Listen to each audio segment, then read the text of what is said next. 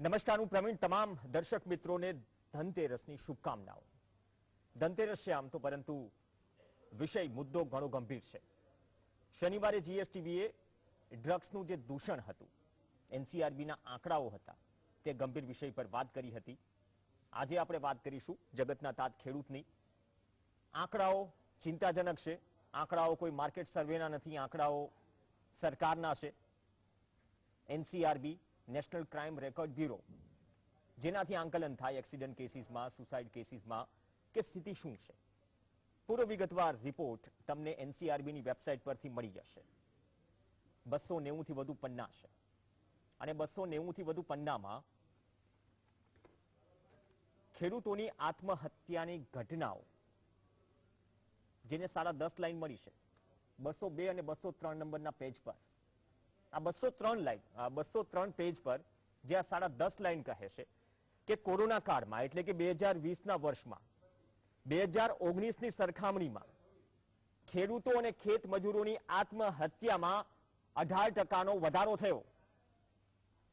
એ core sector જે corona કાળમાં પણ પ્લસમાં હતું, જેના દમ પર જ વર્તમાન સમયમાં આપણે દેશના 80 કરોડ ગરીબોને 5 કિલો રાશન આપી શકીએ છીએ. બાકી બધા કોર સેક્ટરની હાલત તમને ખબર છે. બિફોર કોવિડ પણ 6 થી 8 ત્રિમાસિક ગાળામાં તમામ કોર સેક્ટરની જે ગાડી હતી પાટા પરથી ઓલરેડી ઉતરી ગઈ હતી. સરકારી આંકડા છે. પણ કોવિડ કાળમાં 18% જો આત્મહત્યાનો વધારો હોય, તેના કારણો પણ અલગ અલગ છે. કેમ કે એક તરફ 1 વર્ષથી 3 કૃષિ કાયદાના વિરોધમાં આંદોલન ચાલી રહ્યું છે. આંદોલન સિવાય સતત અમુક રાજ્યોમાં, ગુજરાત પણ સામેલ છે, અતિવૃષ્ટિ, અનાવૃષ્ટિ, બધી જ વસ્તુઓ જોઈ તો દિવસે ને દિવસે જે પડકારો વધી રહ્યા છે, આવક ઘટી રહી છે.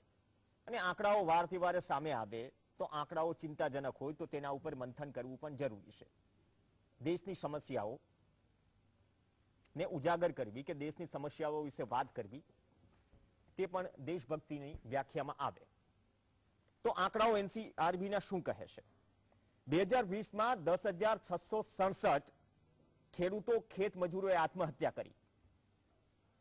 એટલે કે દેશમાં જે ટોટલ આત્મહત્યાનો આંકડો આવ્યો એનસીઆરબીનો 2020નો, તેના 7%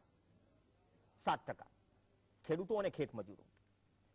જેમાં 5,579 ખેડૂતો કે જેમની પાસે પોતાની જમીન છે, તેમને દુઃખદ રીતે આત્મહત્યા કરી. 5,098 ખેત મજૂરો છે, ખેતી સાથે સંકળાયેલા છે. અહીંયા એક વાત એ પણ યાદ દેવડાવી દઉં કે પીએમ મોદીએ 15મી ઓગસ્ટે લાલ કિલ્લાની પ્રાચીર પરથી કહ્યું હતું કે છોટા કિસાન બને દેશ કી શાન. કેમ કે 86% ખેડૂતો પાસે 2 હેક્ટરથી ઓછી જમીન છે. તો નાના ખેડૂતની વાત થઈ રહી છે, પણ એ જ નાના ખેડૂતો જેની પાસે જમીન ઓછી છે, ખુદ ખેત મજૂર છે. અને જે ખેત મજૂરો છે તેને શું સરકારી યોજનાઓનો લાભ મળે છે ખેતી માટે? એ ક્રોપ ઇન્સ્યોરન્સ હોય કે પ્રધાનમંત્રી સન્માન નિધિ યોજના, જે 2000નો હપ્તો તમને મળે છે. તો 2019ની સરખામણીએ 18%નો વધારો છે ખેડૂતો, ખેત મજૂરોની સુસાઇડમાં. હવે યોજનાઓનો લાભ મળતો નથી અને સમસ્યાઓ ઘણી છે. ચિંતાજનક રીતે આંકડાઓ વધી રહ્યા છે અને રાજ્યવાર આંકડાઓ પણ તમારી સામે છે. 2016 થી વાત કરીએ, કેમ કે 2016માં 11,379 પર હતો આંકડો. સારી બાબત એ રહી કે 17, 18 અને 19 આ 3 વર્ષોમાં ખેડૂતો, ખેત મજૂરોની આત્મહત્યાના આંકડાઓ એનસીઆરબી પ્રમાણે ઘટ્યા.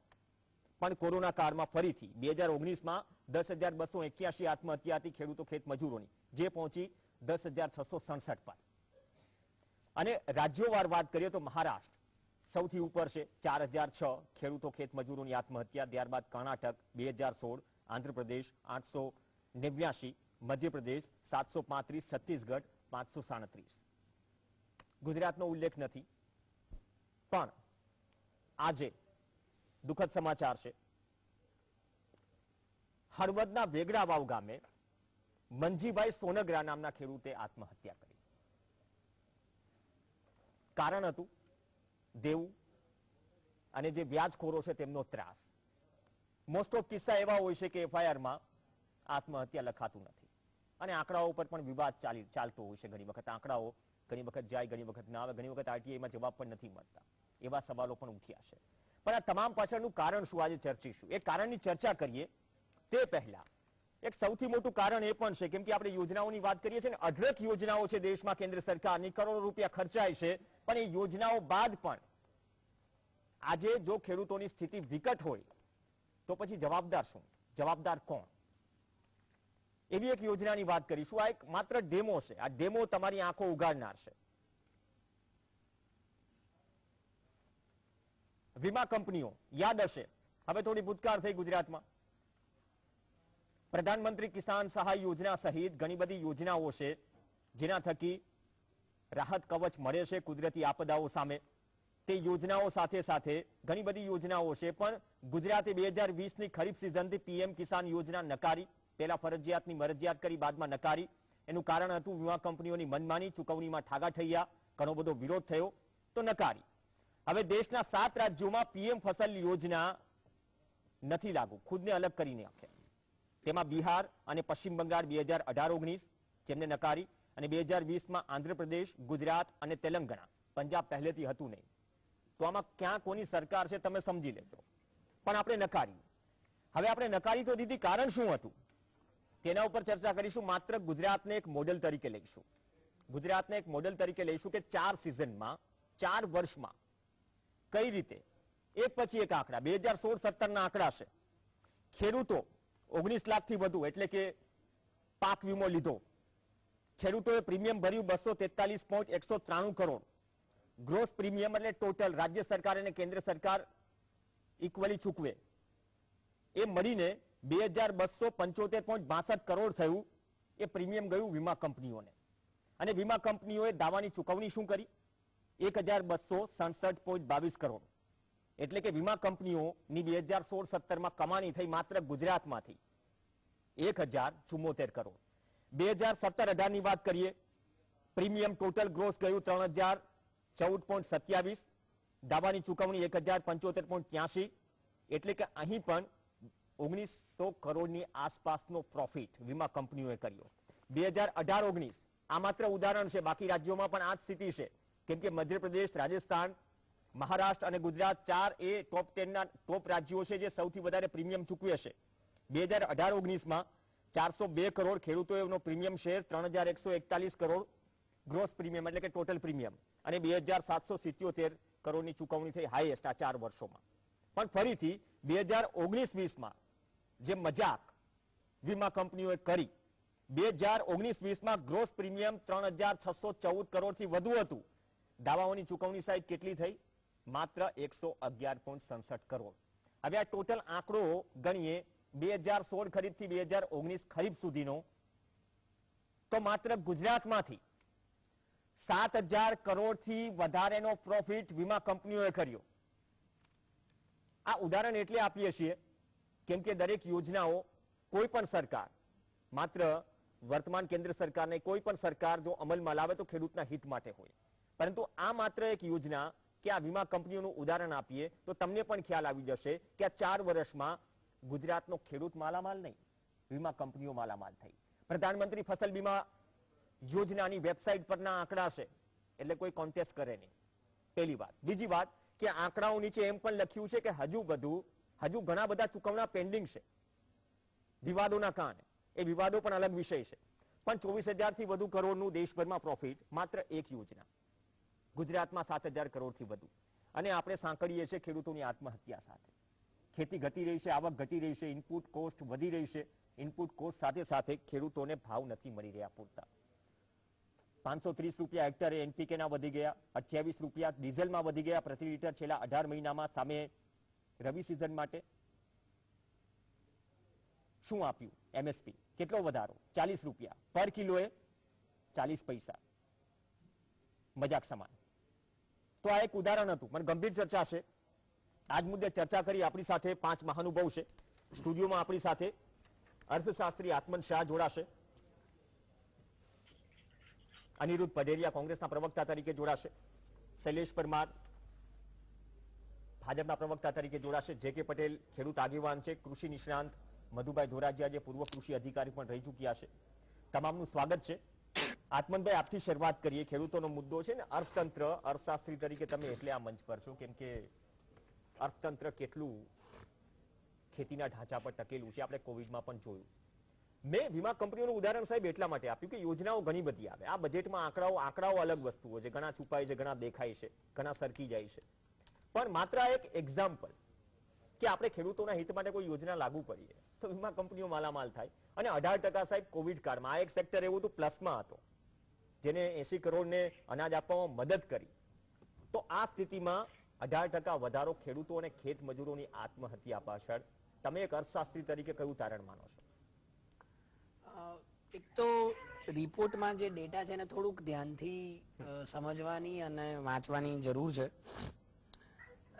એક કારણ જે તમે કહ્યું કે કોરોનાના સમયમાં એગ્રીકલ્ચર સેક્ટર એક એવું હતું કે જે પોઝિટિવ ગ્રોથ આપી, બીજા બધા જ sector manufacturing, construction, service, tourism જેનો વૃદ્ધિ દર નેગેટિવ હતો. એનું એક કારણ એ હતું કે માઇગ્રેશન પાછું જઈ રહ્યું, રિવર્સ માઇગ્રેશન જેને આપણે કહીએ છીએ, એટલે કે શહેરમાંથી લોકો પોતાના ગામડાઓમાં પાછા જતા હતા અને મોટા ભાગનું જે અહીં દૈનિક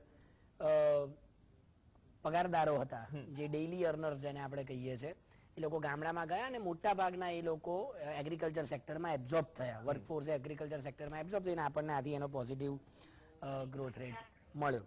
પણ મારે અહીંયા એ વાત ખાસ કહેવી છે કે આ જે ડેટા છે એ 2019-20ના વર્ષનો છે. એટલે 2019નું વર્ષ તો એવું છે કે જેમાં કોરોના નહોતું. એટલે આ સંપૂર્ણ શું કહેવાય, આની જવાબદારી કોરોનાના માથે નાખી દેવી કે કોરોનાને કારણે આ વધી ગયું છે એવું નથી. કોરોના પહેલા પણ પરિસ્થિતિ ખરાબ હતી. ડ્યુરિંગ કોવિડ અને પ્રી કોવિડ તમે 2019-20નો ડેટા છે, એટલે 19નું તો આખું વર્ષ એવું છે કે જેમાં કોરોના હતો જ નહીં. એટલે એ સમયમાં પણ ખેડૂતોએ આત્મહત્યા કરી છે. એ વાત પણ લોકો સુધી પહોંચાડવી જરૂરી છે. મારે જે બીજી વાત આ ડેટામાંથી ઉભરીને આવે છે, એક સૌથી વધારે જો આત્મહત્યામાં વધારો થયો હોય તો એ વધારો થયો છે જે એગ્રીકલ્ચર લેબર્સ છે, જેને આપણે ખેત મજૂરો કહીએ છીએ, ખેડૂતો નથી કહેતા.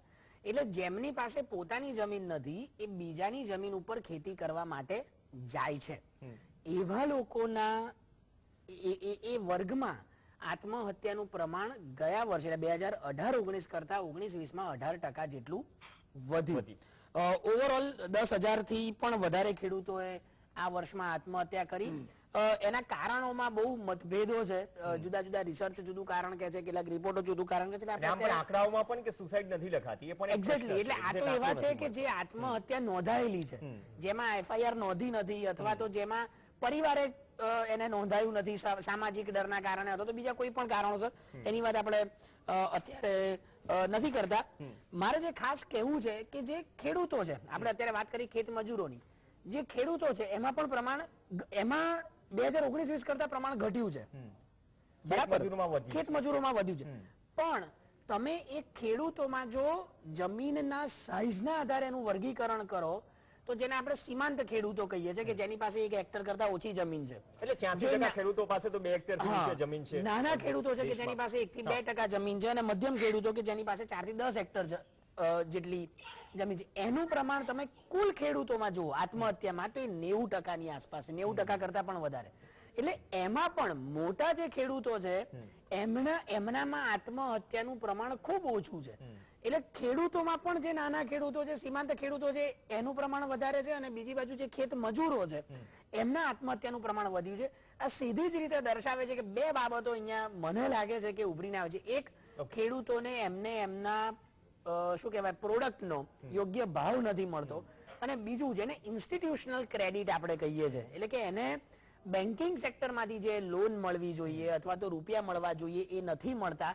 એટલે શું કરે છે, એ ગામનો કોઈ મોભાદાર વ્યક્તિ હોય કે ગામનો જમીનદાર હોય એની પાસેથી રૂપિયા લે. સ્વાભાવિક છે કે એની ઉપર વ્યાજ દર વધારે હોય અને તમને યોગ્ય ભાવ ન મળે એટલે તમે એ ચૂકવી નથી શકવાના, અને સમાજના આર્થિક ભારણ તો છે. એટલે ઇન્સ્ટિટ્યુશનલ ક્રેડિટ ખૂબ મહત્વની છે. મને યાદ છે ત્યાં સુધી, કદાચ હું ખોટો હોઈ શકું, જ્યારે કોઈ એક ખેડૂત, હું ખાલી એમાં એક ઉમેરવા માંગુ છું કે એક ખેડૂત જ્યારે લોન માટે અપ્લાય કરે છે અને સામે એને લોન મળે છે, મને લાગે છે કે એનો એવરેજ સમય ભારતમાં 70 દિવસની આસપાસનો છે. કદાચ જો હું ખોટો હોઉં તો મને કોઈ કે, એનો મતલબ કે તમે આજે લોન માટે અપ્લાય કરો તો એક ખેડૂતને 70 દિવસ પછી લોન મળે છે, એટલે આખી સીઝન જતી રહે. પછી એ લોન કેવી રીતના? મધુભાઈ, એક તો પ્રક્રિયાની વાત કરી, પણ મધુભાઈ ભાગ્યાઓ, જો પેલી વાત તો કે પ્રોપર ભાવ મોંઘવારી સામે મળવાની હંમેશા વિવાદ રહ્યો છે. મેં એક્ઝામ્પલ પણ તમામ આપ્યા. ભાગ્યો છે, ખુદ જેને જમીન ઓછી છે ખુદ મજૂરી કરે છે. ભાગ્યાને પેલી વાત તો કે શું યોજનાઓનો લાભ મળે છે બધાને. બીજી વાત નુકસાની આવી તો વેઠવાનું તો એને જ ને. તો ઘણા બધા તથ્યો છે કે ખેડૂતથી ખેત મજૂર થયા અને ખેત મજૂરોની સ્થિતિ વધારે વિકટ થઈ રહી છે. મતલબ કે અસર તો ખેતીને પડશે ને. આજે મજૂરી કે ખેત મજૂરો પણ એટલા પાયામાં હશે. આપણે કોઈ પણ ખેતી કે આ સિઝન લઈ લો, જરૂર પડશે પંપ ચલાવવાની, જરૂર પડશે પાણી વાળવાની, જરૂર પડશે નીંદવાની. દરેક નાની જમીન વાળા તો સક્ષમ નહીં હોય ને ટ્રેક્ટર બોલાવી લે. તો આ કારણો છે. આંકડાઓને આપ કઈ રીતે મૂલવો છો કૃષિ અધિકારી તરીકે? પ્રવીણભાઈ, પહેલા તો સૌ કને ધનતેરસના શુભેચ્છાઓ. કે આવતું વર્ષ જે છે એ સારામાં સારું દરેકને નીવડે. ખાસ કરીને પ્રવીણભાઈ જે આપે જે કહ્યું કે ખેડૂતોની આત્મહત્યા અને ખેત મજૂરોની આત્મહત્યા અને મૃત્યુનું પ્રમાણ એ વધતું જાય છે, તો એનું મુખ્ય કારણ તો ખેતી તો છે જ. આજે ખેતી એ ખરેખર જો આપણે એની ગણતરી કરીએ છીએ અને જે સરકારી આંકડા છે ને એ પણ એવા બતાવે છે કે ખરેખર ટેકાના ભાવ છે, ટેકાના ભાવ એ પણ ખરેખર ખેડૂતોને ખોટ ખાઈને ધંધો કરવો પડે છે. એટલે ખરેખર વ્યાજબી ભાવ મળતા નથી.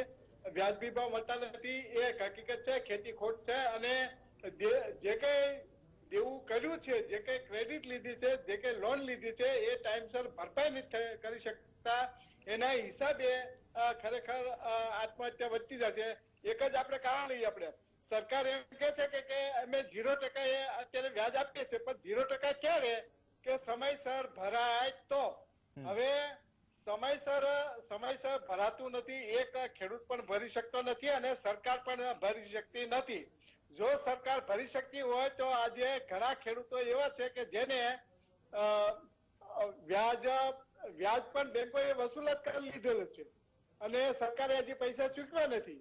તો આ ખરેખર ખેડૂતોને આજે અન્યાય થઈ રહેલો છે. અરે મધુભાઈ આપણે આ એવરેજ આપણે આંકડાઓની વાત કરીએ છીએ મધુભાઈ. NSO નો જે આંકડો છે, NSO નો ટોટલ આપણે પશુપાલન મજૂરીમાંથી અને ખેતીમાંથી ટોટલ 10,000 ની આસપાસ આંકડો થાય છે. આપણે વર્ગીકરણ કરીએ તો ખબર પડે કે ખેતીની આવક છે તેના કરતા વધારે મજૂરીની આવક છે. પર ડે 27 રૂપિયા કમાય છે ખેડૂત. આ સરકારી આંકડો છે.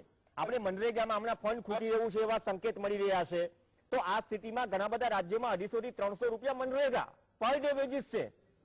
તો એવરેજ માત્ર ખેતીમાંથી, એવું નહીં કે 4 વ્યક્તિ પરિવારના છે કે અલગથી કોઈ ધંધો કરીને કમાય છે, કોઈ નોકરી કરી છે, પણ આપણે પર્ટિક્યુલર ખેતીની વાત કરીએ સાહેબ, એ તો ખોટમાં છે ને. એટલે 27 રૂપિયા પર ડે NSO નો આંકડો. 27 રૂપિયા પર ડે એટલે 27 રૂપિયા એટલે કશું ન કહેવાય. આજે એક જગ્યાએથી બીજી જગ્યાએ જવું હોય ને તો એનું 27 રૂપિયા તો ભાડું આજે થઈ જાય છે. તો એનો ખાવા પીવાનો આ બધો ખર્ચો ક્યાં જાય? બીજા નંબરમાં આ જે ખેડૂતો છે તો ખેડૂતોનો પણ અભ્યાસ, એના બાળકોનો અભ્યાસ તો કરાવવો જરૂર છે. આજે અભ્યાસનું જે છે એ શિક્ષણ, આજે શિક્ષણ એટલું બધું મોંઘું થઈ ગયું છે કે એ શિક્ષણ લેવા માટે આજે 10મું કે 10માંથી 12 ધોરણ પાસ કરે ને છોકરો, તો એક છોકરાને ઓછામાં ઓછો એને, કારણ કે ગામડામાં તો આ શિક્ષણની જે છે સુવિધા નથી, એટલે ફરજિયાત 100% એને બહાર મોકલવો પડશે અને ઓછામાં ઓછો 1 લાખથી 1.5 લાખથી 2 લાખ રૂપિયા સુધીનો ખર્ચો કરવો પડશે. હવે વિચાર કરો કે 2 હેક્ટર સુધીની જે જમીન છે એને 2 લાખ રૂપિયા કાઢશે ક્યાંથી? એટલે આ ખરેખર જે છે કે શિક્ષણ છે, આરોગ્ય છે, આવી સુવિધા ખરેખર ખેડૂતો માટે બિલકુલ બહુ સાચી વાત છે. ખેતી સાથે સંકળાયેલા પરિવારના ચલો બાળકો ભણાવવા છે, બહુ સારી વાત કરી. તો બેઝિક વાત કરી, આવક કિસ્સામાં વધશે નહીં તો બાકી બધે કઈ જગ્યાએ ખર્ચે. મધુભાઈ આવું છું આપની પાસે.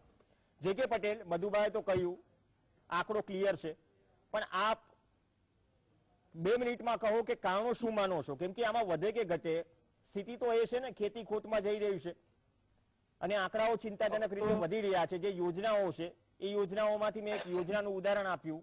એ યોજનામાં કોણ માલામાલ થયું, ખેડૂતો કે વીમા કંપનીઓ? આંકડાઓ સ્ક્રીન પર છે. તો આમાં આપણે એવું નથી, સરકાર પૈસા ખર્ચે છે પણ સામે ખેતી અને ખેડૂતોની હાલત કેટલી સુધરી?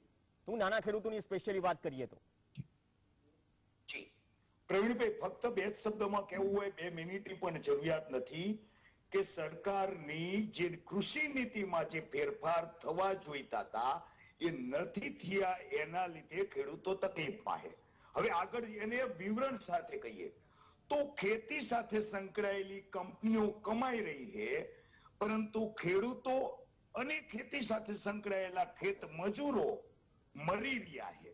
તો આ બે વચ્ચેનો ભેદભાવ સમજવા જેવો છે કે જે રીતે પાક વીમા કંપનીએ જે છેલ્લા 4 વર્ષમાં 7,000 જેવી માતબર 7,000 કરોડ જેવી માતબર રકમ કમાણ્યા, પણ છેલ્લા 2 વર્ષથી એ કંપનીઓ જતી રહી કે જે કઈ કારણ હોય, એના લીધે 3,500 કરોડ રૂપિયા સરકારના 3,500 કરોડ જે બચ્યા મુખ્યમંત્રી કિસાન સહાય યોજનામાં ખેડૂતોને જ્યાં જરૂરિયાત હોય અહીંયા નિયમ મુજબ આપવાના હતા, પરંતુ સરકાર શ્રી ન આપી શકી. ખરેખર ક્યાંક ને ક્યાંક સરકારની ઉદ્યોગપતિઓ સાથેની મીઠા સંબંધ હોય કે અલગ લાગણી હોય. જે કે પટેલ 546 કરોડનું એક રાહત પેકેજ સરકાર દે છે 4 જિલ્લાઓ માટે. મુખ્યમંત્રી કિસાન સહાય યોજના સાઈડમાં રહી જાય, હજુ કોઈ ચર્ચા નથી થઈ રહી એની. આપણે તેના પર ઘણા બધા શોઝ કર્યા છે. તો ઘણી વખત એમ થાય ને કે લોકોને તો થઈ રહ્યું છે કે 546 કરોડનું પેકેજ સરકારે આપી દીધું 13,000 પર હેક્ટર, પણ સ્થિતિ એનાથી સુધરે છે ને ટેકો થાય છે થોડો ઘણો, પણ જે નુકસાની થઈ છે, જે પાછળ ધકેલાયા છે એની ભરપાઈ થાય છે ખરા? નહીં, કશું જ એટલા 500 કરોડ થી કેટલા ખેડૂતો વચ્ચે 500 કરોડ આપ્યા, ઉદ્યોગપતિઓને કરોડો રૂપિયા આપી દેવામાં આવે, ક્યાંય જાહેરાત નથી કરતા. ખરેખર તો આજ આપણે સરકારશ્રીને જૂના વર્ષે એક હાથ જોડીને નમ્ર અરજ કરીએ કે મહેરબાની કરીને આ વર્ષે તમે ખેડૂતો જ્યાં રહે અહીંયા શુભેચ્છાઓ પાઠવતા નહીં, કારણ કે દુઃખી ખેડૂતોને તાજિયા ઉપર દામ આપવાની સરકારની નીતિ છે. હમણાં આપણે ભાઈ મસ્ત વાત કરશે, પરંતુ પ્રવીણભાઈ 4 જિલ્લામાં તો સર્વેના ઓર્ડર આવ્યા, કૃષિ અધિકારીએ સર્વે માટે 120 ગ્રામ સેવકની માંગણી કરી, એ ગ્રામ સેવકો નથી આવ્યા. સુરેન્દ્રનગર જિલ્લાની વાત કરું તો એક જ જિલ્લામાં 120 ગ્રામ સેવક માંગેલા, એ નતા આવ્યા, તોય છતાં સર્વેના રિપોર્ટ કમ્પ્લીટ થઈ ગયા. તો ખેડૂતોને અહીંયા એ પણ એસટીઆરએફ મુજબ પણ હજુ નથી ચૂકવણા કરી શકા. બાકીના જે 8 જિલ્લાઓની વાત છે, પણ જે કે એક બ્રેક માટે રોકાઈશું. ચલો, આ એક છે ને સર્વેની પણ જંજાળ ચાલી રહી છે, જંજાળના કારણે પરેશાની હોય, કેમ કે આજે રાઘવજીભાઈ પટેલે કહ્યું કે ચૂકવણાની શરૂઆત થઈ ગઈ છે 4 જિલ્લાઓમાં, પણ સમયસર જે રાહત પહોંચે એ જરૂરી છે ને. સમયસર તમે વાવી દીધું, સમયસર ડીએપી જોઈએ, એનપીકે 12-32-16 જેની રામાયણ ચાલી રહી છે ભાવને લઈને, હજુ પણ ફોન નથી પડ્યો. ગઈકાલે બિલ સાથે જીએસટીવીએ ડિબેટ કરી હતી કે ભાઈ સબસિડી જાહેર કરી, પણ નીચે તો 1470 સુધી ઉઘરાવાઈ રહ્યા છે, એના વિશે પણ આજ સાંજ સુધીમાં કોઈ નિર્ણય આવ્યો નથી ટીલ ડેટ, જ્યારે આપણે ડિબેટ કરી રહ્યા છીએ. તો આ તમામ પ્રશ્નો છે એક પછી એક, પૈસા ખર્ચાઈ રહ્યા છે, યોજનાઓ છે, છતાં પણ ચિંતાજનક રીતે જેના પર દેશની ઇકોનોમી નિર્ભર છે તેમાં ચિંતા જતાવે એવા આંકડાઓ આવી રહ્યા છે.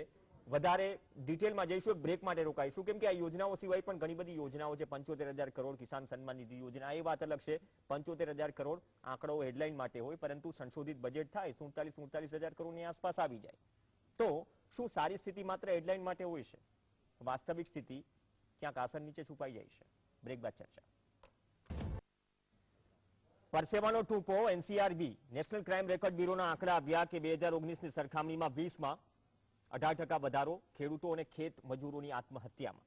વીમા કંપનીઓની પણ બ્રેક પહેલા વાત કરી, યોજનાઓ ઘણી છે, પણ યોજનાઓથી ખેડૂતોની સ્થિતિ કેટલી સુધરી તેના પર પણ મંથન કરવાની જરૂર છે. ચર્ચા આગળ વધારીએ. શૈલેષ પરમાર ભાજપના પ્રવક્તા આપણી સાથે છે. શૈલેષભાઈ, પહેલા આપમાં એટલા માટે અર્થશાસ્ત્રી, કૃષિ નિષ્ણાંત, ખેડૂતો, તમે ખુદ ખેતી સાથે સંકળાયેલા છો એટલે ખ્યાલ છે સ્થિતિ શું છે. તો કેમ આપણે 2022માં આવક ડબલ કરવાની વાત કરી, એ તો સ્થિતિ સાચી. પીએમ મોદીનો પણ નારો છે કે દેશનો જે નાનો ખેડૂત છે દેશની શાન બને, પણ આ જ રીતે આંકડાઓ વધતા જશે તો શાન કઈ રીતે બનશે? જો 7,000 કરોડ માત્ર વીમા કંપનીઓ પ્રોફિટ કરે, તમે પણ જાણો છો તમારા વિસ્તારમાં, તમારા જિલ્લામાં, તો આ પરિસ્થિતિમાં સાહેબ આટલી બધી યોજનાઓનું ઇમ્પ્લિમેન્ટ જો થઈ રહ્યું છે તો આઉટપુટ શું? પ્રવીણભાઈ, પ્રથમ તો તમામ ખેડૂતો અને દર્શકોને ધનતેરસની શુભકામના. સાથે અત્યારે ગંભીર મુદ્દા સાથે આપ આવ્યા છો એટલે એટલે ગંભીર મુદ્દામાં મારે એટલું જ કહેવું છે કે ખેડૂતો છે એ કોરોનામાં NCRB નો જે રિપોર્ટ છે ને આંકડાઓ એ એમણે આપ્યા છે એ સત્ય હોઈ શકે, પણ ક્યાંથી લાવ્યા છે ને કોરોનાના કારણે ખેત મજૂરો અને ખેડૂતો એની આત્મહત્યા સર્વે એ ક્યાંથી લાવ્યા છે એ ખબર નથી, એ સાચા જઈ શકે, એમાં કોઈ પ્રશ્ન નથી, પરંતુ ખેડૂતોની આત્મહત્યા અથવા તો ખેત મજૂરોની આત્મહત્યા અથવા તો એમને જે કઈ થતી મુશ્કેલી છે એમાં વધારો ઘટાડો એ કઈ રીતે તમે સરકારે કર્યું છે કે અથવા તો કોઈએ કર્યું છે મને નથી ખબર, પરંતુ આ આંકડાને કોરોનાની સાથે જે ગણ્યા છે ને એમાં મારે અસમંજસ છે કે કોરોના કાળમાં મૃત્યુ આંકમાં 17% કે 18% વધારો, પણ કોરોના કાળમાં સૌથી સેફ કોઈ ફિલ્ડ હોય તો એ ખેતીનું ફિલ્ડ હતું, અને કંઈક ફિલ્ડો બંધ થઈ ગયા હતા પણ ખેતી એટલી બધી સેફ હતી ને ખેતીના આધારે જ આપણી ઇકોનોમી જે હતી ને એ ધબકતી હતી, છે કે બિઝનેસમેન થી લઈ અને સફાઈ કામદાર સુધીના બધાની આવકમાં ક્યાંક ને ક્યાંક ઓટ આવી હતી, પરંતુ ખેડૂતો એટલા બીજા ક્ષેત્રોમાં આવી છે. બીજું કિસાન સન્માન નિધિ એ જે ડીબીટીના માધ્યમથી ડાયરેક્ટ એના એકાઉન્ટના માધ્યમથી જ્યારે કેન્દ્ર સરકારમાંથી સીધા પૈસા આવતા હતા એ પણ આપણે જોયું છે, અને ખેડૂતોની હાઉસ હોલ્ડ આવક છે એમાં આપણે હું 2002 થી લઈ અને અત્યાર સુધી હાઉસ હોલ્ડ જે આવક હતી એની વાત કરું તો 2002 માં 32,000 જ વ્યક્તિગત આવક હતી હાઉસ હોલ્ડ, અત્યારે જોવા જઈએ તો 2014 માં 1,18,000 થઈ અને 2022 માં તો 2,28,000 જેટલી હાઉસ હોલ્ડ આવક થઈ ગઈ. હું એમ નથી કહેવા માંગતો કે ખેડૂત માલામાલ થઈ ગયો, પણ હું સોર્સ આપું છું NCRB, આ સોર્સ ક્યાંનો છે? ના, NCRB નો સોર્સ પણ મારું કહેવાનું, તમે જે આપ્યો હાઉસ હોલ્ડની આવક એનો સોર્સ તો વાત કરો, સોર્સ ક્યાંનો છે? જે NCRB ની આપ વાત કરો છો એ NCRB ને કોરોના સાથે સંકળાવવું ને એ વ્યાજબી નથી ગણતો, અને મૃત્યુઆંક છે માનો કે એ દુઃખદ બાબત છે, એ વખોડવા લાયક જ છે. નહીં, વખોડવા લાયક નહીં. હમણાં NSO નેશનલ સ્ટેટિસ્ટિકલ ઓફિસ નો સર્વે છે, 27 રૂપિયા પર ડે ખેડૂતની આવક, કેમ કે 3 રીતે પશુપાલન હોય, ખેત મજૂરી હોય અને ખેતી. પ્યોર ખેતીની આવક સાહેબ ખેત મજૂરી કરતા ઓછી છે, નહીં, 27 રૂપિયા પર ડે. હવે આ પણ સરકારી આંકડો છે, તો આપણે 2022માં આવક ડબલ કરવાની વાત સરકાર તેના રીતે પ્રયત્ન કરી રહી છે. મૂળ મુદ્દો અહીંયા છે સાહેબ, આટલા આપણે 75,000 કરોડ 80,000 કરોડ ખર્ચી રહ્યા છીએ, પણ નાના ખેડૂતની સ્થિતિ કેટલી સુધરી સાહેબ? 2,000 નો હપ્તો મળે છે નહીં, વંદન તમામ સ્વીકારે છે, ખેડૂતોને મળે છે, પણ સામે પૂરતા ભાવ મળે છે? પ્રશ્ન ત્યાં છે ને, પૂરતા ભાવ નથી મળતા તો ભાગ્યાને શું મળશે? ને બીજી વાત, ભાગ્યાને શું સરકારી યોજનાનો લાભ મળે છે? PM કિસાન સન્માન નિધિ યોજનાનો હપ્તો મળે છે ભાગ્યાને? એના માટે કઈ યોજના? ખેત મજૂરો માટે. પ્રવીણભાઈ, આપની વાતમાં હું સહમત છું. જે ખેત મજૂર છે અને ભાગ્યા છે એને ખેતીમાં એના 7, 12માં 8માં નામ ન હોવાના કારણે જે કાંઈ અસમંજસ થાય છે, પણ ખેત મજૂરો માટે પણ યોજનાઓ સરકાર લાવી છે. એમાં કર્મયોગી જે ક્ષેત્ર છે એના માધ્યમથી ખેત મજૂરમાં ખેતીમાં કેટલી આવક થાય છે અને એમાં પ્રીમિયમ અને જે રીતે એને એ ભરે ને એટલે એના 60 વર્ષના અંતે એમને જે રીતે કોઈ રિટાયર્ડ થતા હોય અને પેન્શન આવે એ રીતે ખેત મજૂરને પણ પેન્શન આવે, એ માટે કર્મયોગી ભવનના મારફતથી અને કર્મયોગી જે કારીગરો છે એની પણ એના ક્ષેત્રના માધ્યમથી પણ મળી રહે છે. મારે કેવું છે, હું એમ કહું છું કદાચ ચલો પાક નિષ્ફળ ગયો, હું એમ કહું છું પાક નિષ્ફળ ગયો, વીમો લીધો છે, ગુજરાત મુખ્યમંત્રી કિસાન સહાય યોજના તો 2 વર્ષથી માળિયા પર છે, લાગુ નથી પડી, પણ જે તે તમે SDRF પણ ગણી લો, ચલો આ 13,000 નો, આ 4 જ જિલ્લાની વાત કરી રહીએ, જે 400-546 કરોડનું જે પેકેજ જાહેર કર્યું મળશે તો ખાતેદારને ને ભાગમાં કોઈ છે? પ્રશ્ન ત્યાં છે, સરકારે શું આના ઉપર વિચારવાની જરૂર નથી? આ ગંભીર પ્રશ્ન છે, કેમ કે મહેનત એ કરે છે, અને બીજી વાત જો પૂરો ભાવ નહીં મળે તો એ પણ શું ભાગ્યાને ચૂકવશે? ના, એમાં તમારી વાત ખૂબ ગંભીર છે અને ખેત મજૂરોને પણ કંઈક મળવું જોઈએ. મેં હમણાં વાત કરી એ રીતે ખેત મજૂરો માટેની પણ જુદી જુદી યોજના છે. મેં કર્મયોગીની વાત કરી અને એ પણ કહું છું કે ખેડૂતો જે હમણાં અર્થશાસ્ત્રી મારા મિત્ર વાત કરી રહ્યા હતા કે ધિરાણ લેવા માટે 70 દિવસની વાર લાગે, ના, ખોટી વાત છે.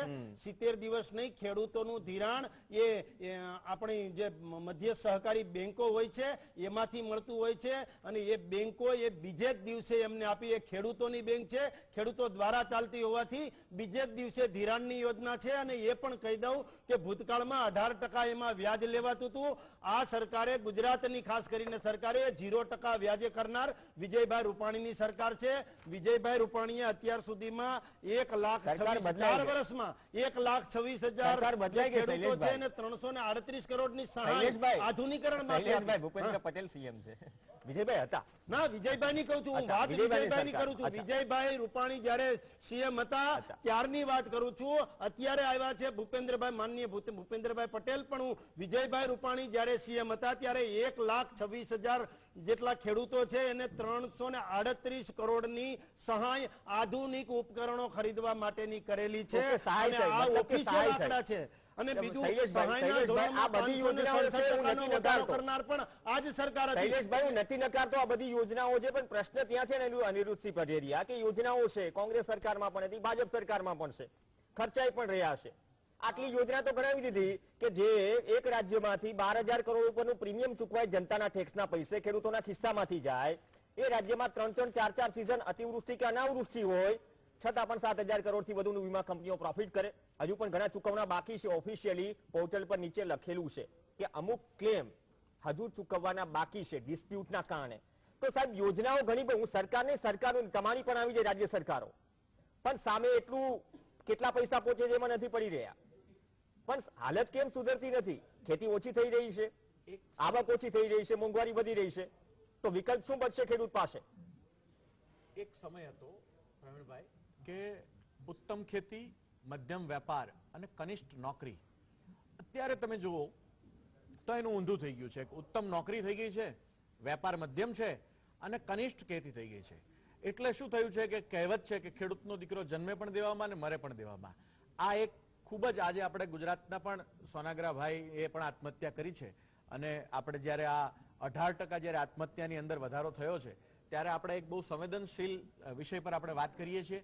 અને આપણા આ બહુ દુઃખ સાથે કહેવા પડે કે આપણે આઝાદીના 75 વર્ષ પછી પણ ખેડૂતોના મૃત્યુ પર આપણે કંઈ કરી નથી શક્યા. કારણ કે આજે આ ગાંધીના દેશની કે ભગતસિંહના છેવાડાના માનવીને ગાંધી એક વાત કરી છે કે જ્યાં સુધી તમે કોઈ પણ યોજના કે કોઈ પણ કાર્ય છેવાડાના માણસ સુધીના ઉદ્ધાર માટે કામ નહીં કરો ત્યાં સુધી કશું જ કામનું નથી, કશું જ એ યથાર્થ નથી. તો આપણે અત્યારે ચંદ્રયાન મોકલવાની વાત, મંગળયાન મોકલવાની વાત કરીએ છીએ, બરોબર છે કે આપણે ત્યાં સુધી પહોંચી ગયા, બરોબર છે, પણ આપણે ખેડૂતના ચૂલા સુધી કે ખેડૂતના અંતર સુધી પહોંચી શક્યા છીએ? એ આ આપણા બધા માટે એક સવાલ છે. વધી રહ્યું છે, ખૂબ અંતર વધી રહ્યું છે. બીજું કે આપણી વિકાસની પરિભાષા જે છે પાર્ટી પોલિટિક્સ થી, ના ના, પાર્ટી પોલિટિક્સ થી પરની વાત છે પ્રવીણભાઈ, કે આપણું જે વિકાસની પરિભાષા છે એ મને એમ લાગે છે કે આપણે વર્લ્ડ બેંકના દર વખતે આપણે પેલું આપીએ છીએ કે ભાઈ અમે આટલા લોકો ગ્રામમાંથી શહેરમાં લાવશું, એટલે શું આપણે ખેડૂતને મજૂરો અને સસ્તા મજૂરો મળી રહે ફેક્ટરીઓની અંદર એટલા માટે? તો ના, એની માટે નથી. એટલે આપણે આ 55% ખેડૂતો માટેની વાત કરવાની વાત છે. અને તમે જે બહુ સરસ વાત કરી કે જે આખા રિપોર્ટની અંદર 10.5 લાઈન છે, તો આ 55% દેશના લોકો માટે, ખેડૂતો માટે ફક્ત 10.5 લાઈન છે. એટલે ખેડૂતોનું મહત્વ શું છે આ દેશની અંદર એ આ 10.5 લાઈનમાં છે, બરોબર છે. આટલો આખો 200 પાનાના 10.5 લાઈનમાં બહુ તમે એ મુદ્દાને જ આગળ વધારો. અને જે કમ્પ્લીટ કરો, આપણા દેશની અંદર તમે જે ઉદ્યોગોને સ્ટિમ્યુલસ પેકેજ આપવામાં આવે છે, કોર્પોરેટ ક્ષેત્રને અંદાજિત 2 લાખ કરોડ આસપાસનું આપવામાં આવે છે. મારી કરતા વધારે અર્થશાસ્ત્રી છે આત્મનભાઈ, એમને વધારે ખ્યાલ હશે. પણ એ સ્ટિમ્યુલસ પેકેજ જે આપવામાં આવે છે, આપણે જે ખેડૂતોને એમએસપી આપવામાં આવે છે, જે મિનિમમ સપોર્ટ પ્રાઇસ આપણે જે કહેવાય છે, ઓછામાં ઓછું, બરોબર છે, જ્યારે સપોર્ટ પ્રાઇસ આપવામાં આવી હતી ત્યારની તારીખ, એટલે આજથી 6 મહિના પહેલાની કે વર્ષ પહેલાની જે નક્કી થઈ હોય એ પછી ડીઝલનો ભાવ કેટલો વધ્યો, એ પછી ખાતરનો ભાવ કેટલો વધ્યો, એને આપણે કાઉન્ટ શેમાં ગણવાનું? ઓકે, બરોબર છે. ડાંગરની વાત છે, ડાંગર અમારા એક્ઝામ્પલ આપી દો, એક એક્ઝામ્પલ આપી દો. જી જી આત્મન શાહ, જો આ ખેતીવાડી, ઘણા બધા અર્થશાસ્ત્રીઓ છે ને ઘણી વખત આંકડા, NSO નો જે આંકડો આવ્યો 10,000 ની આસપાસ, પશુપાલન બાદ કર્યું, મજૂરી બાદ કરી અને ખેતી પ્યોર બાદ કરી, તો એમાં મજૂરી કરતા પણ ખેતીની આવક ઓછી છે. ઘણી બધી વખત સરકારી આંકડા એવા હોય છે ખેતીને વાયેબલ દેખાડે નહીં. આ અર્થશાસ્ત્રીઓની કમેન્ટ છે, ઘણા બધા અર્થશાસ્ત્રીઓ કરી ચૂક્યા છે. હવે આ તમામ પરિસ્થિતિમાં સાહેબ 18 મહિનામાં 26 થી 28 રૂપિયા ડીઝલનો ભાવ વધે, આ 530 રૂપિયા હેક્ટરે કદાચ એનપીકે 2 થેલી વપરાતી હશે મિનિમમ 12-32 તો 530 રૂપિયા એગ્રી કોસ્ટ વધી ગઈ સાહેબ, 40 પૈસા પર કિલોએ ઘઉંમાં એમએસપીમાં હાઈક આપી છે. તો આપ અર્થશાસ્ત્રી તરીકે આપ કઈ રીતે જોઈ રહ્યા છો? જો ખેતીના આંકડાઓ વાયબલ દેખાડવા કે નહીં, સામે જે કોર્પોરેટ ને જે વર્કફોર્સ જોઈએ છે એ પણ એક મુદ્દો છે, તો આ બદલાતા સમયમાં શું સમીકરણો બદલી રહ્યા છે? આપણે ખેતીને તો પ્રાયોરિટીમાં વાત કરીએ છીએ, પણ શું ખરેખર પ્રાયોરિટીમાં ખેતી છે ખરા?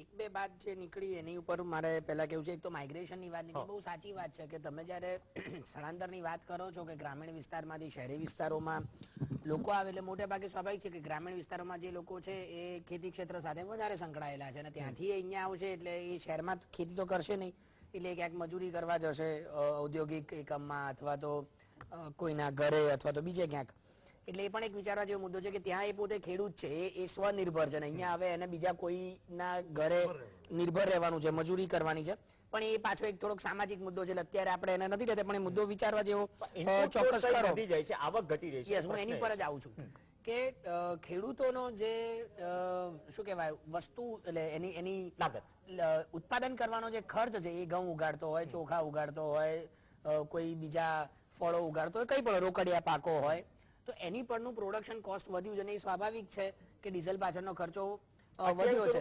એક આંકડો એ પણ આપી દઉં, એક સ્ટડીનો ગઈકાલે વાત કરી હતી, પંજાબની બહુ સારી યુનિવર્સિટી છે કે ધાનમાં 117 લીટર ડીઝલ પ્રતિ હેક્ટર વપરાય અને 83-84 લીટર વપરાય છે ઘઉંમાં, તો 100 પણ માની લઈએ તો સાહેબ 2800 રૂપિયાનો તો આમનામ તમને ખર્ચો વધી ગયો, 530 રૂપિયા તમારો એનપીકે માં વધી ગયો, બાકી તો વાત અલગ ગણીએ જે દવા બિયારણના ભાવ. સવાલ અહીંયા એ જ છે કે એક બાજુ તમે એમ કહો છો કે અમે એમએસપી વધારી છે, પણ એટલે એ એમએસપી વધવાથી કેટલો ફાયદો થયો અથવા તો કેટલો ખર્ચો એ લોકોનો ઓછો થતો, તો કેટલી આવક વધી, અને બીજી બાજુ ખેડૂતોને વસ્તુ ઉત્પાદન કરવાની એનું જે પાક છે ઉત્પાદન કરવાનો કેટલો ખર્ચો વધ્યો, એ બંનેનું તમે જો કમ્પેરિઝન કરો તો એ સ્પષ્ટ રીતે દેખાય છે કે ખર્ચામાં વધારો થયો અને સામે આવકમાં એટલો વધારો થયો નથી.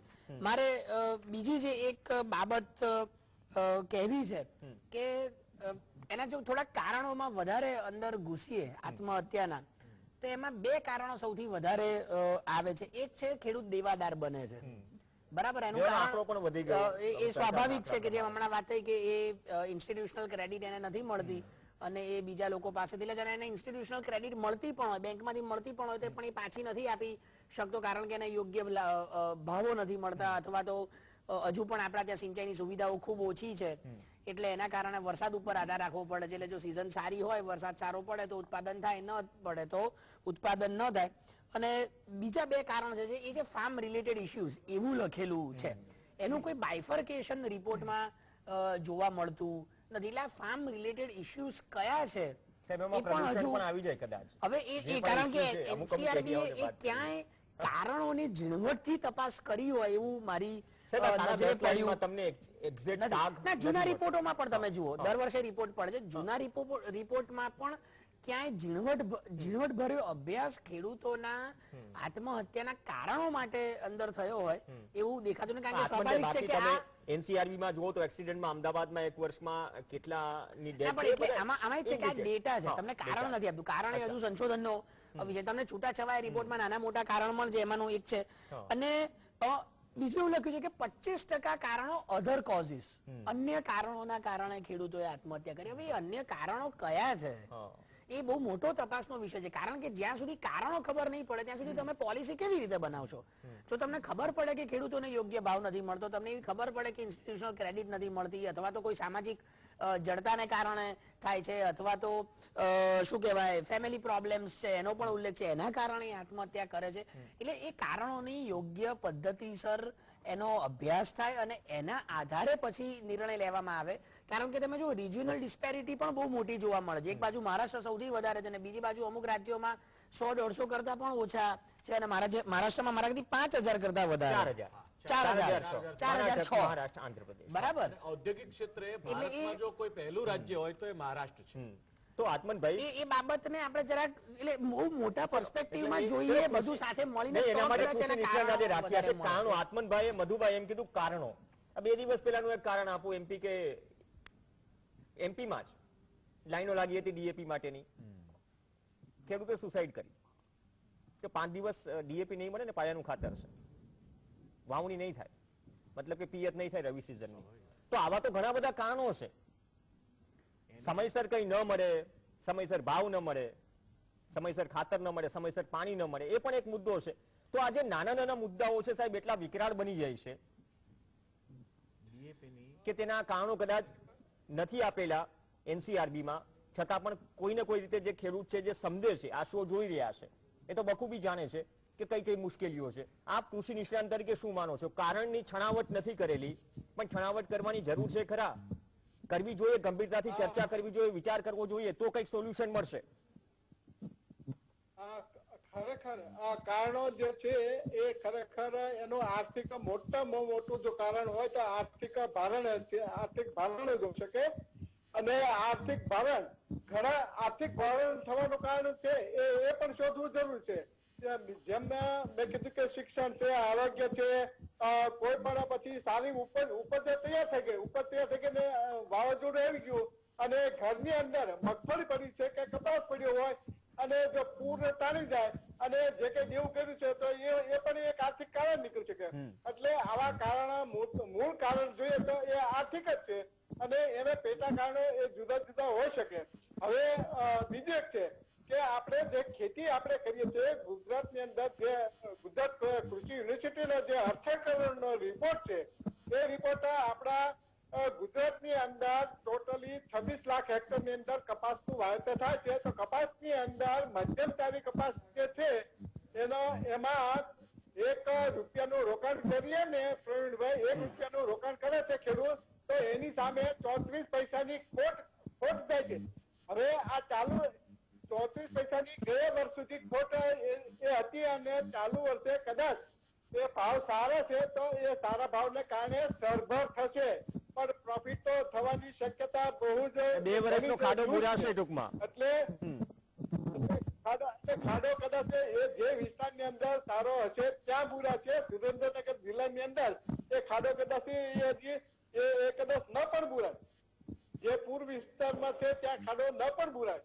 એટલે જ્યાં કપાસનું થોડું ઘણું જે છે ઉત્પાદન પણ ઘટ પડવાની છે, વાવાઝોડાના કારણે એ પણ ઉત્પાદન ઘટ છે, એ ઘટના કારણે એ ભાવ વધારો છે, પણ એ જે કઈ છે એ સરભર કરી શકે છે.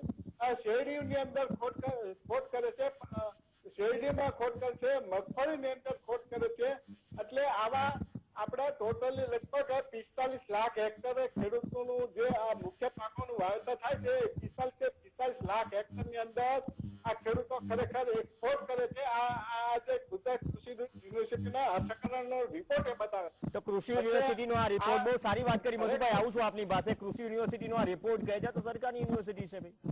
આ યુનિવર્સિટીનો રિપોર્ટ સિવાય જે કે પટેલ, આપ શું માનો છો? કેમ કે નુકસાની હોય ને, હું જયારે જીએસટીવીની ટીમ ગ્રાઉન્ડ ઝીરો પર હતી દૂધા પર ધુળસી, અમારે એક ખેડૂતના ગોડાઉનમાંથી 400 કિલો જેટલા ચણા, બાકીનું પણ ટોટલ 500 થી 600 કિલો, મતલબ ગયું બધું જ પલળી ગયું. તેની સામે આપણે જાણીએ સરકાર પણ પૂરતી સહાય ન કરી શકે, પણ ટેકો પણ આપે 2-5%, છતાં પણ એ 90% તો ધોવાણમાં છે ને. હવે એ ખાડો બુરાતા સાહેબ બહુ લાંબો સમય નીકળી જશે. જે કે પટેલ. પ્રવીણભાઈ, પ્રવીણભાઈ, જે રીતે આપણે અત્યારે આત્મહત્યાના પ્રશ્ન ઉપર જે ચિંતા કરી રહ્યા છે એના કારણોમાં જ અત્યારે આપણે જોઈએ તો જો માની લ્યો કે પ્રવીણભાઈ મુખ્યમંત્રી કિસાન સહાય યોજના અંતર્ગત જે ખેડૂતોને 102 તાલુકા જે હતા એ તાલુકાને એ સહાય મળી ગઈ હોત તો ઘણા બધાની જિંદગી બચાવી શકતા હોત. આવી રીતે પાક વીમા કંપનીઓ ઘણી બધી યોજનાઓ માં સમયસર આયોજનના અભાવે ખેડૂતોને જે પોતાના હકની વળતર ના મળ્યું, પોતાનો વીમાનું વળતર ના મળ્યું, યોજનાના લીધે લાભ ના મળ્યો, એ સૌથી મોટું કારણ છે. બીજું કે દેવાદારીની વાત કરતા હોય તો દેવાદારીમાં પણ પ્રાઇવેટ દેવો અને બેન્કિંગ દેવું. બેંકો પણ અત્યારે કેટલી ઉઘરાણી કરી રહી છે.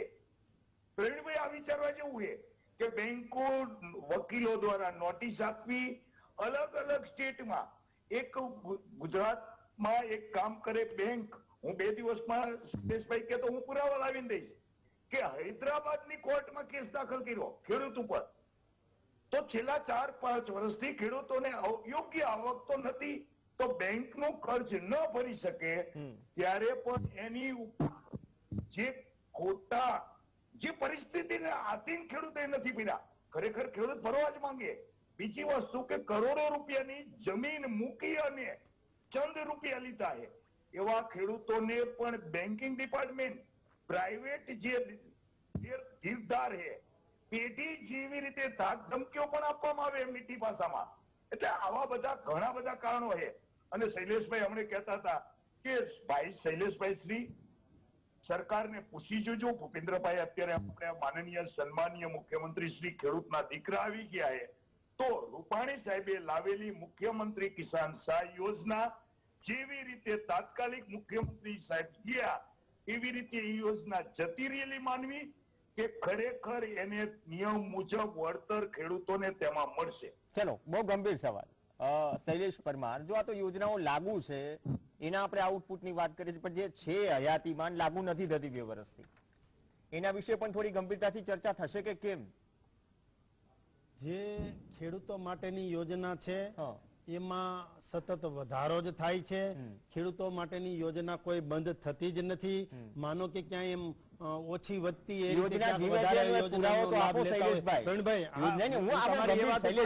શૈલેષભાઈ 102 તાલુકા અછતમાં જીએસટીબીએ 3 ઓગસ્ટે શો કર્યો, સોરી 3 સપ્ટેમ્બરે શો કર્યો, 102 તાલુકા હતા, 10 ઇંચથી ઓછો વરસાદ, તેમાં સહાય ન મળી. ઘણા બધી જગ્યાએ એવું તો સતત 28 દિવસ જે ટાઈમ લાઈન, મતલબ કે આટલી જળ જેવી જંજાર જેવી ગાઈડલાઈન છે છતાં પણ લાગુ પડી જાય એવા તાલુકા છે સાહેબ. અતિવૃષ્ટિમાં નહીં, અનાવૃષ્ટિમાં નહીં, માવઠામાં નહીં, તો એવી યોજના જેવી બનાવી છે જેની અમલવારી જ નથી કરવાની, તો સાહેબ કેમ આપણે વાહવાહી લૂંટીએ? સરકારે ઘણું બધું સારું કર્યું છે, સલામ.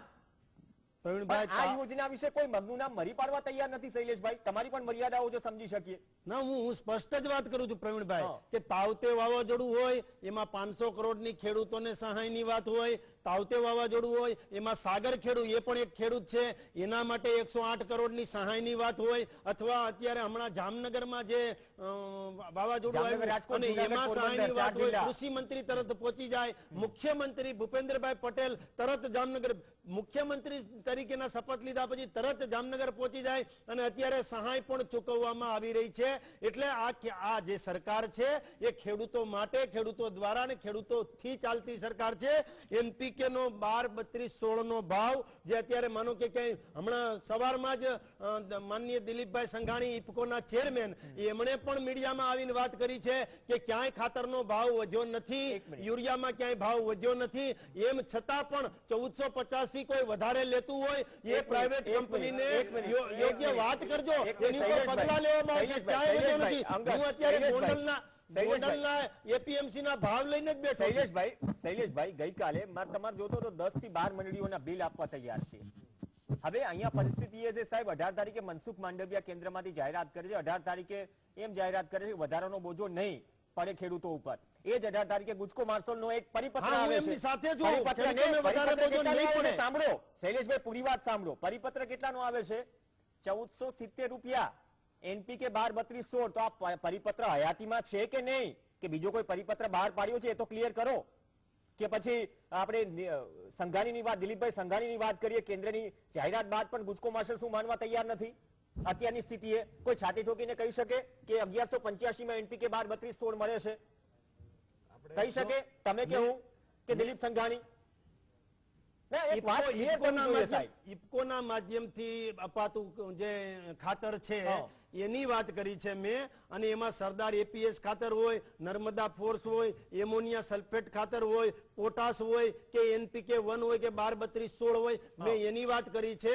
અને ઇફકોએ પણ કહ્યું છે કે પેલા ઇફકોએ ભાવ વધારો કર્યો પ્રવીણભાઈ તો 2400 થી 2500 રૂપિયા થેલી થતા હતા, પરંતુ 2425 રૂપિયા નહીં અને 1200 રૂપિયાની સબસિડી સરકારે પોતે લીધી. 28,000 કરોડ પ્લસની સબસિડીની મનસુખ માંડવિયાએ વાત કરી, પણ સબસિડીની સબસિડીની જાહેરાત બાદ 14 દિવસ બાદ પણ સબસિડી અમલમાં ન આવે? પ્રવીણભાઈ, હું એ જ કહું છું કે અત્યારે 2400 રૂપિયા હોત પણ સરકારે 1 લાખ કરોડની જે સબસિડી આપી એના કારણે જ અત્યારે 1450 એથી ઓછી છે અને એમાં 28,285 કરોડનો સબસિડીનો વધારો કરનાર આજ કેન્દ્ર સરકાર છે અને મનસુખભાઈ માંડવિયાએ પણ મીડિયામાં આવીને કહ્યું છે અને આ વધારો મળે છે એટલા માટે 2400 કરતા ઓછી છે.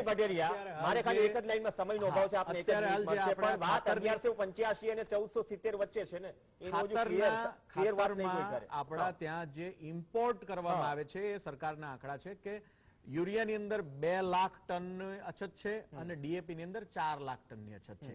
2018-19 માં 66.2 લાખ મેટ્રિક ટનની આયાત થતી હતી અત્યારે, અને 2019-20 ની અંદર 48,70,000 લાખ મેટ્રિક ટનની હતી. 2020-21 માં એ ઘટાડીને 28,82,000 મેટ્રિક ટન. એટલે અછત જે છે, ખેડૂતો જે બેઠા હતા, આપણે થોડી વાર પહેલા વાત કરી કે મધ્યપ્રદેશની અંદર કે દરેક જગ્યાએ જે ખેડૂતોને અછત છે એ ઇમ્પોર્ટ ઘટાડવામાં આવી છે, આયાત ઓછી કરવામાં આવી, સરકારે ઓછી આયાત કરી છે. અને માન્ય ગઈકાલનું મનસુખ માંડવિયાનું નિવેદન કહે છે કે કાળા બજાર કરી રહ્યા છે. એનપીકે ના મનસુખભાઈ માંડવીયાએ એવું કીધું કે પ્રાઇવેટ કંપનીઓ કાળા બજાર કરે છે. 15 લાખ મેટ્રિક ટનની જરૂર છે, અમે 20 લાખ મેટ્રિક ટન મંગાવ્યું છે, મતલબ કે અમારી પાસે સ્ટોક છે. ગઈકાલનું મનસુખ માંડવિયાનું નિવેદન, જો 20 લાખ મેટ્રિક ટન સ્ટોક હોય તો સ્થિતિ ક્યાં ખરાબ છે? પ્રવીણભાઈ માંડવિયાજીએ એ પણ કહ્યું કે સ્ટોક પૂરો છે અને ઇફકોએ એમ પણ કહ્યું કે સ્ટોક પૂરો છે, પરંતુ બહારથી જે મટીરીયલ રો મટીરીયલ લાવવાતું હતું એના કારણે ખાતરના ભાવ વધતા હતા. એમ છતાં પણ 2400 ના બદલે અત્યારે 1450 મળી રહ્યું છે. એ કેન્દ્ર સરકારની 1 લાખ કરોડની સબસિડીના કારણે મળી રહ્યું છે. ખેડૂતો માટેની આ સરકારે શૈલેષભાઈ સમયનો અભાવ છે. શૈલેષભાઈ, અનિરુદ્ધસિંહ, જુઠ્ઠું બોલવું, અનિરુદ્ધસિંહ,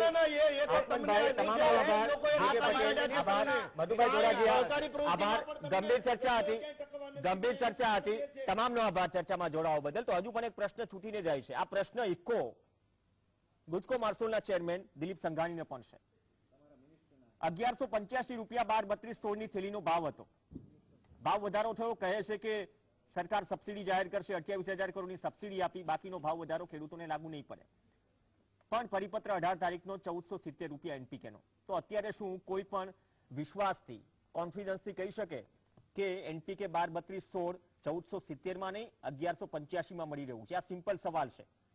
કેમ કે બિલો સહકારી મંડળી, માત્ર પ્રાઇવેટ નહીં, સહકારી મંડળીમાં પણ 1470 રૂપિયા પર બોરી 50 કિલોનો જે કટ્ટો એનપીકે 12-32-16 વેચાઈ રહ્યો છે. અને હજુ સુધી કાલની ચર્ચા બાદ આજે પણ દિલીપ સંઘાણી કહે છે કે નહીં, સબસિડી વધારી, ક્યાં ભાવ વધ્યો છે? તો આ તમામ પ્રશ્નોને, આ તમામ સવાલો અને તમામ કારણો છે જેનો સમયસર નિવેડો આવે તો કંઈક એનસીઆરબી ના આંકડાઓમાં 10.5 લાઈનથી વધુની જગ્યા કે પ્રાયોરિટી મળે. નમસ્કાર.